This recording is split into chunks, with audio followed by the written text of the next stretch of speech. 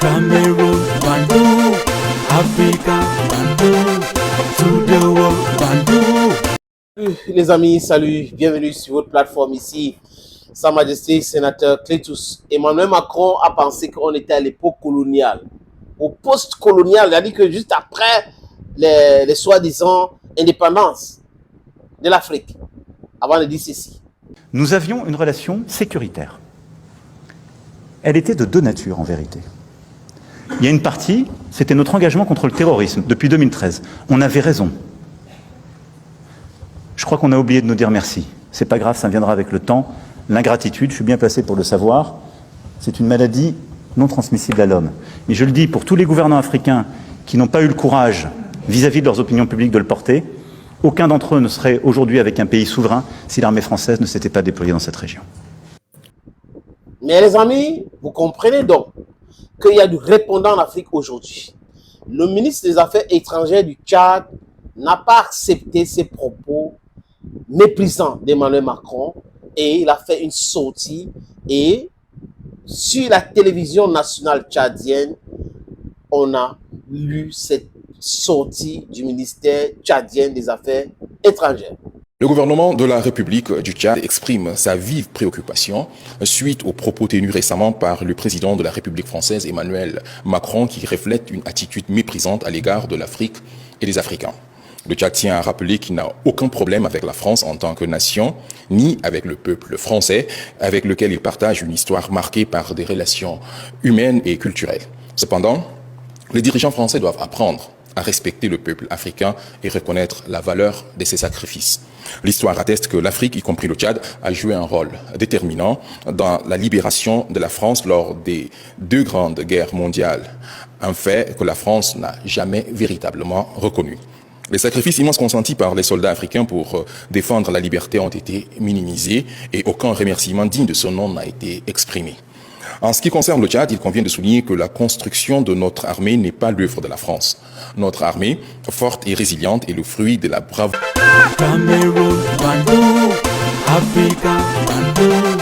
du peuple tchadien et des sacrifices consentis avec des moyens modestes. La France n'a jamais doté l'armée tchadienne de manière significative ni contribué à son développement structurel.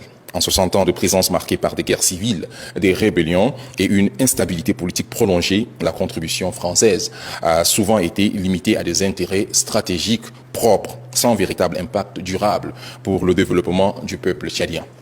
Au lieu de s'en prendre à l'Afrique, le président Macron devrait concentrer ses efforts sur la résolution des problèmes qui préoccupent le peuple français.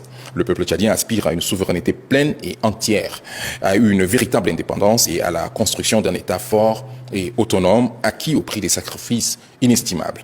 Nous invitons nos partenaires, y compris la France, à intégrer cette aspiration légitime dans leur approche des relations avec l'Afrique. C'est ce qu'on appelle du répondant, les amis. Je répète, c'est ce qu'on appelle du répondant. Du tic au tac. Restituer les faits. Le Tchad n'a rien négocié avec la France avant d'envoyer l'information à la France de retrait ou de dénoncer l'accord militaire. Je vais vous prendre pour preuve. Jean-Marie Bockel, l'envoyé spécial d'Emmanuel Macron en Afrique, est arrivé. Il allait au Gabon. Il allait au Tchad, il allait en Côte d'Ivoire, il n'est pas allé au Sénégal parce qu'il connaissait déjà ce que Ousmane Sonko et Bassirou Diomaye Faye pensaient des forces militaires françaises au Sénégal.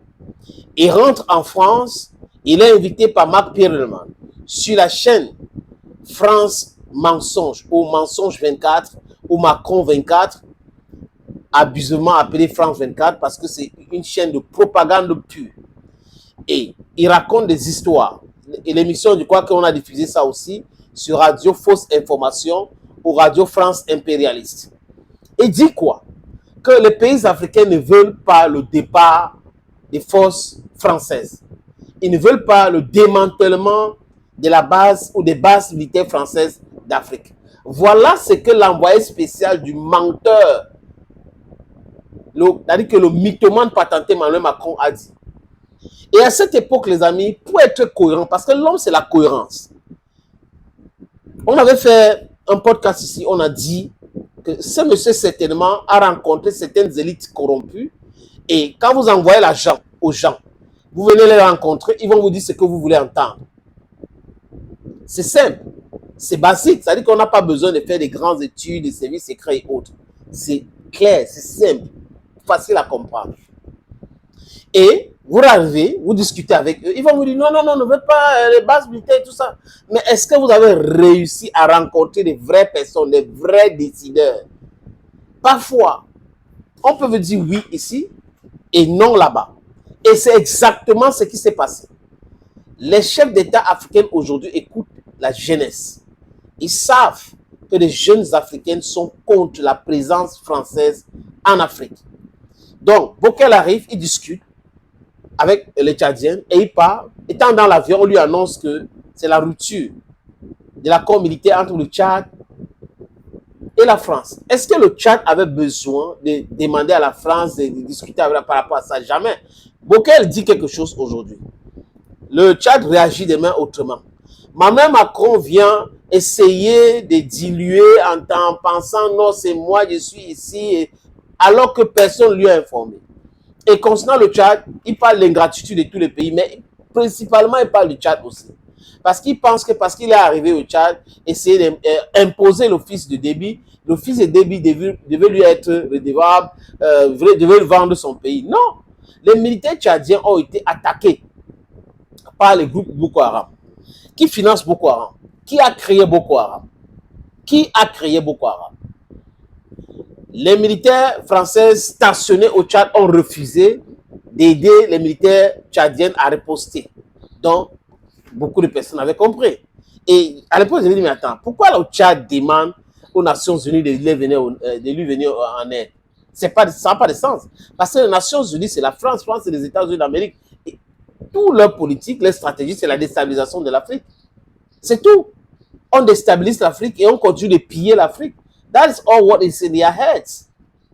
If we don't understand these things, we will keep on lagging behind. We need to project our future. We need to go ahead. We need to do things positively. We need to say no to some of this nonsense. We need all this. You understand what I'm talking about? Donc, le président tchadien, après la réaction de Macron, ou la sortie de Macron, la réaction donc du ministre tchadien des Affaires étrangères, qui a recadré Macron, qui a parlé du mépris et demandé qu'on respecte son pays, et que son pays n'a pas fait de avec, c'est pas gêné devant la France pour dénoncer l'accord militaire. C'est pas possible. Le président tchadien aussi a pris la parole. Est-ce que vous pouvez avoir Ouattara faire des choses comme ça? Parce que Macron a méprisé les chefs d'État africains. Mais Ouattara ne peut pas parler parce que Macron le méprise comme il veut, comme bon lui sent. Il ne peut rien. Macron méprise Patrice Talon comme il veut. Il ne peut rien. Mais les vrais chefs d'État africains ne vont jamais accepter le mépris venant de Macron. Jamais, jamais, jamais, jamais, les amis. Le président tchadien parle et il parle fort. Je voudrais exprimer mon indignation vis-à-vis des propos tenus récemment par le président Macron qui frise les mépris envers l'Afrique et les Africains.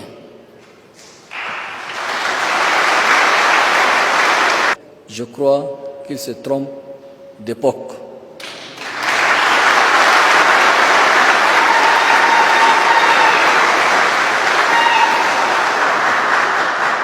En ce qui concerne le Tchad, la décision de mettre fin à l'accord de coopération militaire avec la France est entièrement une décision souveraine du Tchad. Cela ne souffre d'aucune ambiguïté. Voilà l'homme. Ça, c'est l'homme. Quand on veut défendre son pays, on n'a pas peur des Jupitériens. C'est-à-dire que Macron, il vaut quoi? Il vaut rien. Macron, c'est un vaurien quand on parle de l'Afrique. C'est un vaurien quand on parle d'Afrique. Les amis, écoutez très bien. En diplomatie, on parle de